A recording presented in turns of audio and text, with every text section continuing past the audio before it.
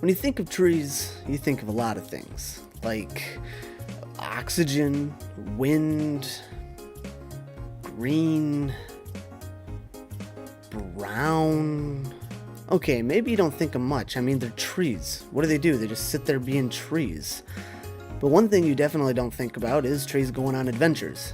Well, at least one person thought of it, otherwise we wouldn't have Woodle Tree Adventures. Woodle Tree Adventures is an indie game made by Fabio Ferreira and was released on Steam back in 2014. In this game, you play as a hunk of wood with a face holding a rucksack and a leaf as you search for fairy tears. That's probably the most blunt way to describe it, but there really isn't any reason to beat around the bush.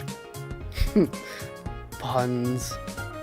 The game starts with an old tree man birthing you from his nether regions and telling you that your destiny is to bring water to the land by collecting fairy tears, because they're apparently the only form of water, and only the sadness of fairies will satiate his bloodlust.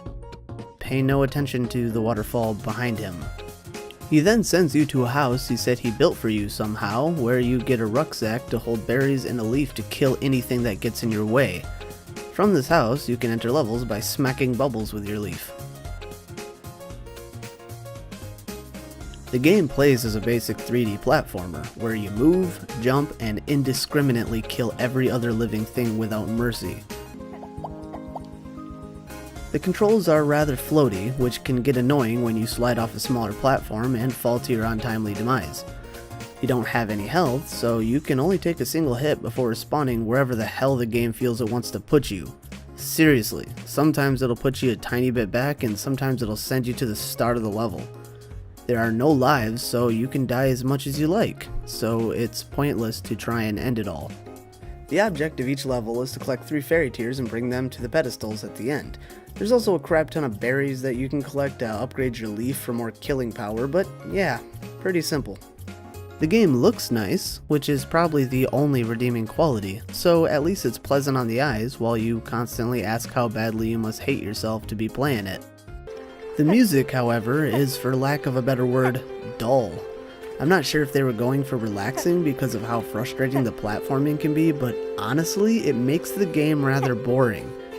If it had more of a bouncy soundtrack, it would probably be more entertaining to play, and maybe would make this video more entertaining to watch.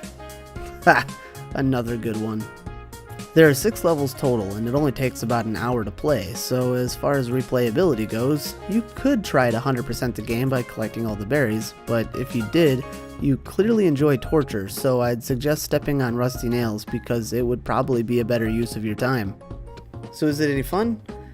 I'd say it's about as fun as eating a bowl of glass. But it's over, and there's some other type of wood that requires my attention. Man, I hate dusting. What the hell did you think I was talking about?